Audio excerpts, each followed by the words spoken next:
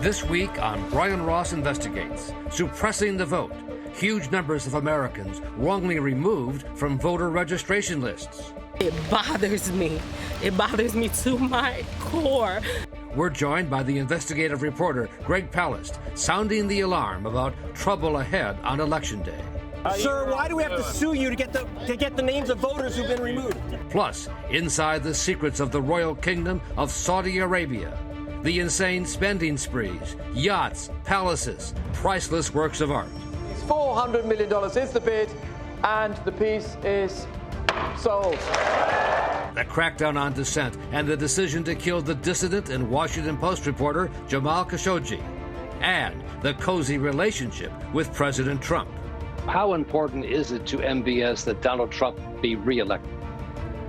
I think it's tremendously important. And our winners and losers this week in the media. See if you agree with the editors of Mediaite. Do you not have an answer? I just want to be clear. I know.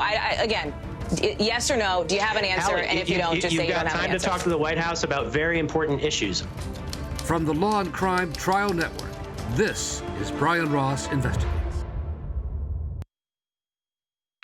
Good evening, and thank you for joining us, and welcome to our viewers on Facebook Live.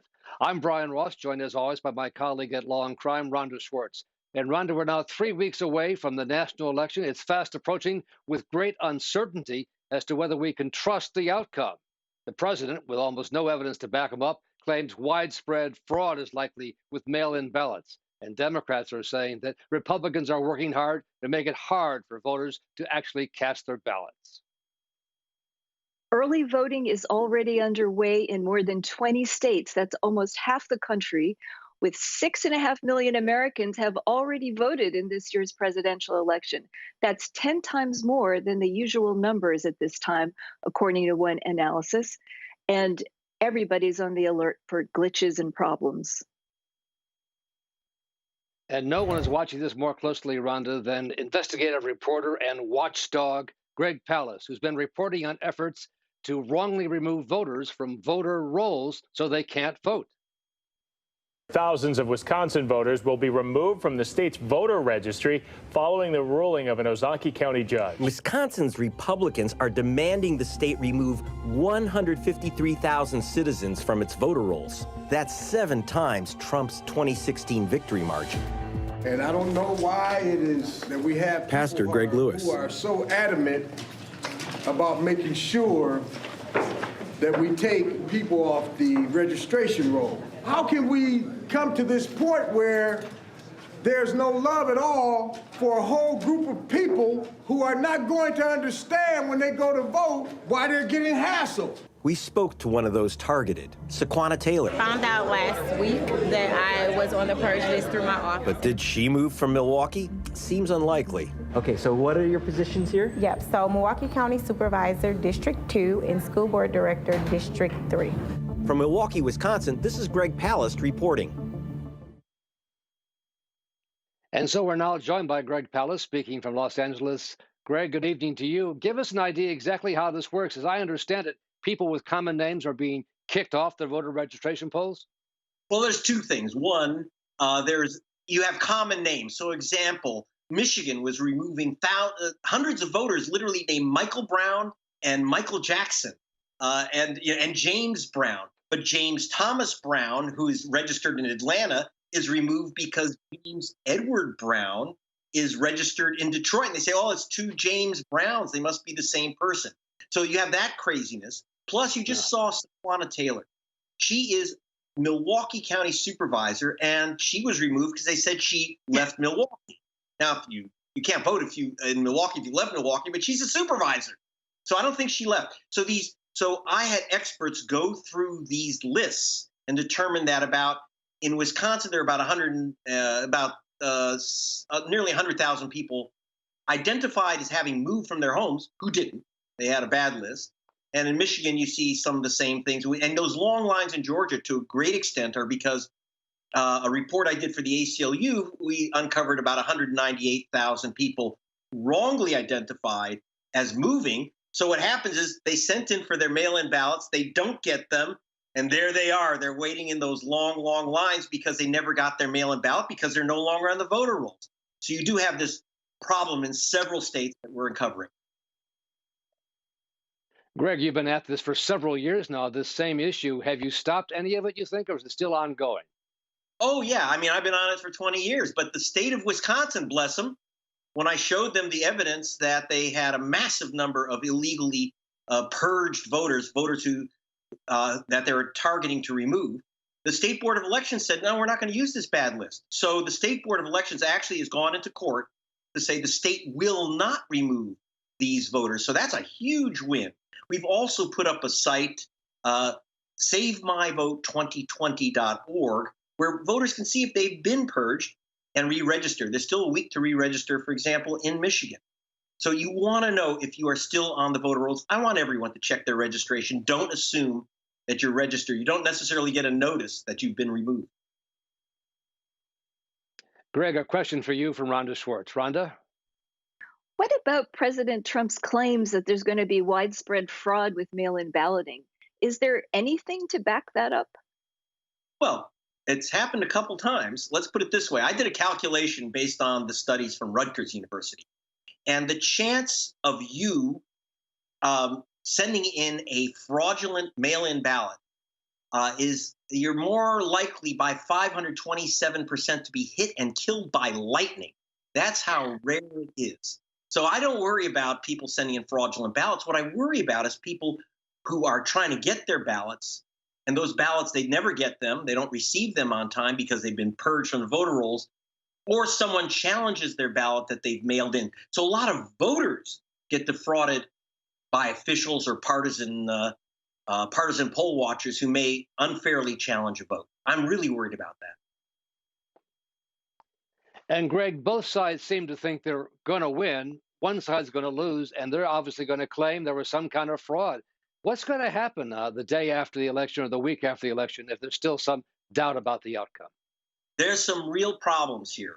We have to remember, we don't vote for the president. We vote for electors. We have to basically, the states have to certify the vote within, in Florida by November 11th and say who won. And will they be able to count all the mail-in ballots if there's massive challenges? Frankly, if there's mayhem in some polling stations, as we saw in the year 2000 in the Miami-Dade counting office, where the office had to be shut down because people are going crazy.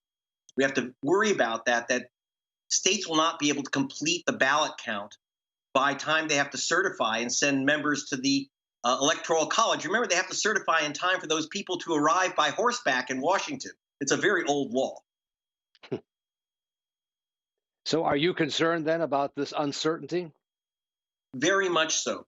What I'm worried about is that some states literally won't be able to certify their votes in time. They won't be able to get all the ballots counted because there'll be so many challenges and so much so many accusations of fraud that state legislatures will simply say, we can't pick a winner here.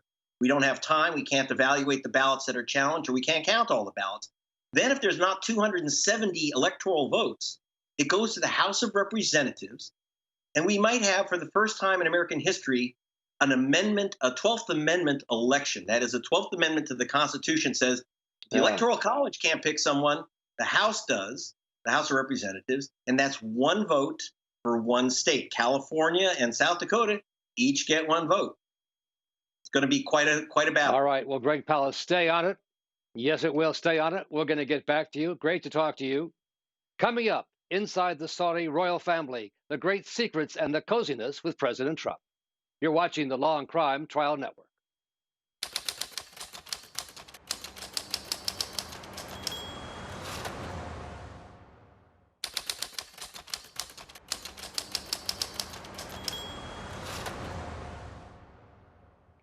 And now to a rare inside look into the secretive royal family of Saudi Arabia, overseen by a new crown prince who manages great wealth and people who have committed murder, Rhonda. He's the 35-year-old crown prince of the Kingdom of Saudi Arabia, Mohammed bin Salman, more commonly known by his initials MBS, Brian. We're joined now by Justin Scheck and Bradley Hope, the authors of a great new book, Blood and Oil, Mohammed bin Salman's ruthless pursuit of global power. Thank you both for being here. MBS, as he's known, started off, we thought, as a great reformer, but Justin, that's not the case. Well, I think it's more complicated than that. I think he's someone who's intent on maintaining his power and his family's power in Saudi Arabia. And what he believes that requires is having social reforms to make the country's young population, 60% of the population is below 30, reforms to satisfy them, but also clamping down on dissent, making sure any threats to the royal family are addressed. And that includes external threats like Iran, like Qatar, where he's been very aggressive. The most prominent target, dissident and Washington Post columnist Jamal Khashoggi. Saudi Arabia confirms that the journalist Jamal Khashoggi is dead. Jamal Khashoggi entered the Saudi consulate in Istanbul and never came out. After his death, a number of MBS associates were convicted, but not the prince himself. Well, it's not hard for him to do that because he is ultimately, him and his father are the center of power. So he's taken the position that he said publicly, it's my fault that this happened, but I didn't order the murder. He told them, take care of this guy. And they took it upon themselves to take care of them as they saw fit. And it looks like, from the sort of the way things played out, it looks like they probably were trying to kidnap him when they realized that it would be inconvenient. They, murdered and dismembered him. So they seem to be acting on what they thought were his wishes. Whether he explicitly said it or not doesn't really matter that much because they were carrying out something on his behalf. You and Bradley have fascinating insights inside views of what's going on behind the scenes there, including his acquisition of wealth and status symbols, yachts, arts. Tell me a bit about that. Well, obviously, this is one of the reasons why he had to fight so hard against all of these rivals, because when you become the king of Saudi Arabia, you're immediately you have an overwhelming wealth, so you just suddenly you get the biggest percentage of the royal family's allocation of the oil profits, and you get access to all kinds of other money as well. So very early on, after all this wealth suddenly came into both his father and his own control, he went on a kind of a spending spree. He had this crazy party in the Maldives. It was meant to last a month, and he rented out this hotel for $50 million, brought all these people over, 150 models, which we describe in the book. And then he also bought this high-end yacht, the Serene.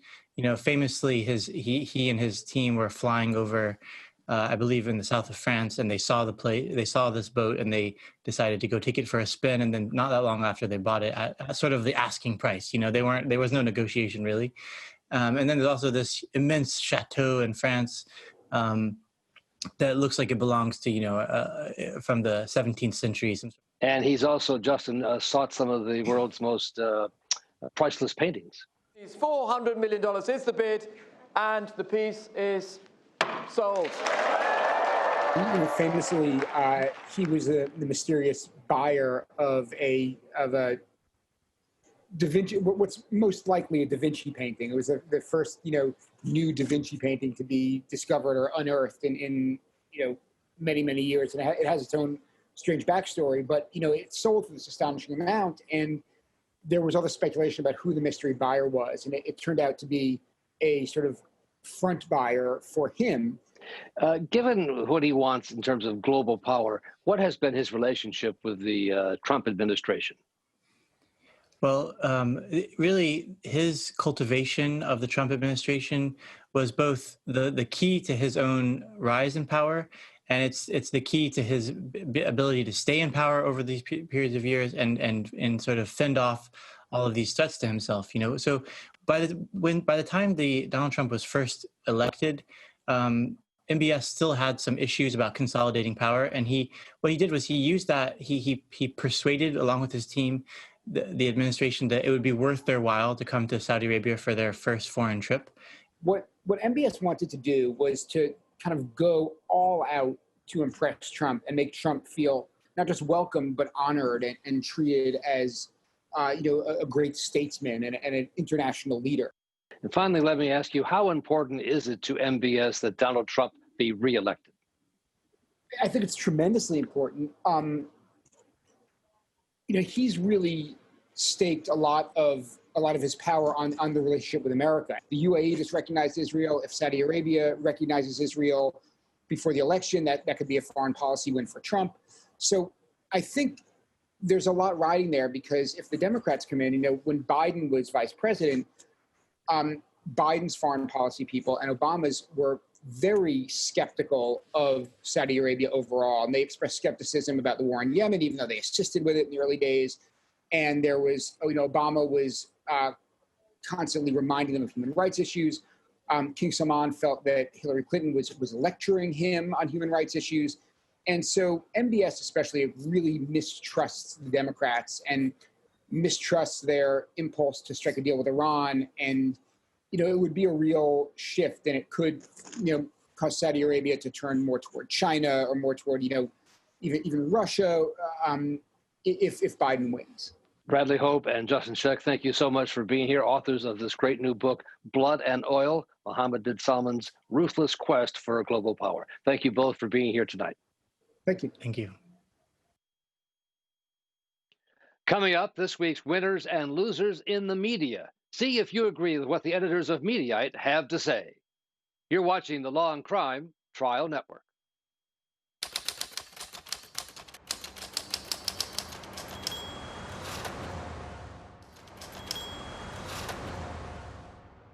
Time now for this week's winners and losers in the media, as chosen by the editors at Mediaite. And we're joined now by Aidan Mclaughlin, who is the editor-in-chief of Mediaite, which, like the Law and Crime Trial Network, is part of the Dan Abrams media empire. And Aidan, we start this week with two interviews, one winner, one loser. Let's start with the winner from Hallie Jackson of MSNBC, grilling one of the president's aides. So as for the last debate, the 72-hour requirement to test negative, did the president comply with that, yes or no? Hallie, we are looking at how the president can get out there without transmitting the virus, and that's what we're going to do. That is not the question that is in front of you, Brian. So do you not have an answer? I just want to be clear. I know. Again, yes or no, do you have an answer? Hallie, and if you don't, just say you don't have an answer. You've got time to talk to the White House about very important issues. So, Aidan, what did you make of her attempt to get an answer from Brian Morgenstern? So we thought it was quite remarkable. In that interview, she actually asked 6 times in various ways this one question, which is a really important one, as the White House is sort of providing obscure messaging about the president's health last week. One of the biggest questions that's come out is when the president last tested negative. We know that he tested positive for the coronavirus on the Thursday after the presidential debate. What the White House has refused to answer is when the last time he tested negative before that positive result was. Now, the Commission of Presidential Debates said that each candidate had to be tested before the debate, which was on Tuesday, but they didn't actually enforce that. It was a sort of honor system where the campaigns had to tell the debates whether or not they had tested positive or negative. So the White House now not answering whether or not the president had tested negative for the coronavirus before the debate kind of raises questions about when the last time he tested negative was and whether or not he was being regularly tested. So it's a really concerning sort of piece of misleading information from the White House. And the fact that they're answering so much other information about the president's health, but refusing to answer this one is kind of a tell. And it's something that Hallie Jackson really expertly questioned the White House on in that interview. And she asked again and again, do you think it's too much? Does she get too serious about this in terms of going after him again and again? No, not at all. I think it's often disappointing when you have interviews where an anchor will ask a White House official, or any official for that matter, for a question on something that's vitally important. The official will sort of dismiss it, and whether or not they'll use misinformation or dodge or whatever, and the anchor will just move on. I think that's a technique that doesn't do the viewer any service. And questioning about something that's important and poking holes in the responses that are being given by the administration, that's a really valuable service. So I think it was good that she kept up the questioning here. And this week's loser, an interview done on Fox News of President Trump. Let's take a look. My medical sources have told me that Joe Biden had 2 brain aneurysms, not 1, but 2 brain aneurysms. I pray to God it's not true, but my medical sources are solid on this, that he has had 2 brain aneurysms. I hope he's okay. Do you believe that he should be disclosing that? So why did you find that to be a losing interview by Maria Bartiromo? So this is the second interview that Maria Bartiromo has gotten with President Donald Trump in the last week. The president has given a series of interviews to friendly outlets. His first interview last week was with Maria Bartiromo. Then he gave an interview to Sean Hannity. He gave one to Mark Levin. He gave one to Rush Limbaugh. And then on Sunday, he gave another one to Maria Bartiromo. So in her first interview, we actually declared her the loser on Thursday for it, because it was really, I mean, it was an astonishing interview. The president said a ton of factually inaccurate statements, floated a bunch of conspiracy theories. Maria Bartiromo, who's supposed to be a journalist, nodded along. She even accused the Democrats of stealing the 2016 election and said, what's going to stop them from stealing the 2020 election, citing voter fraud, which, there's no evidence that there's widespread voter fraud. She cited that as evidence that the Democrats are going to steal the upcoming election, which is really crazy stuff for a journalist to be saying on air. Her most recent interview, the one on Sunday, she speculated that she heard from sources inside the Biden camp that Biden had 2 aneurysms. And that it was something, she said, I hope it's not true, but I have it on good authority that Joe Biden has had 2 aneurysms. Now, Joe Biden did, but those aneurysms happened decades ago. And they are not a secret that's being held within the Biden campaign, and that is a sign of sort of his deteriorating health. They were very public. They got reported on. Biden has acknowledged them 1,000 times, and the Biden campaign acknowledged them again this week after Maria Bartiromo floated that in her interview with Trump. So using that to sort of tee up the president to attack his political rival on his health, it was basically misinformation. And it's really bad that the people that are watching an interview with the president is getting fed misinformation from the journalist conducting that interview. Absolutely. Journalist and the host as cheerleader. Well, Aidan Mclaughlin, thank you so much for being here as always. Sure. And Rhonda, Aidan and the people at Mediaite really have their fingers on the pulse of the media now. There's never probably been a time in history where reporters asking tough questions has been so important. And yes, they've really called the winners and the losers this week. Absolutely. All right. Thank you, Rhonda. Thanks to you for watching us. We'll see you next week. And thanks to the staff at Law&Crime for getting us on and off the air.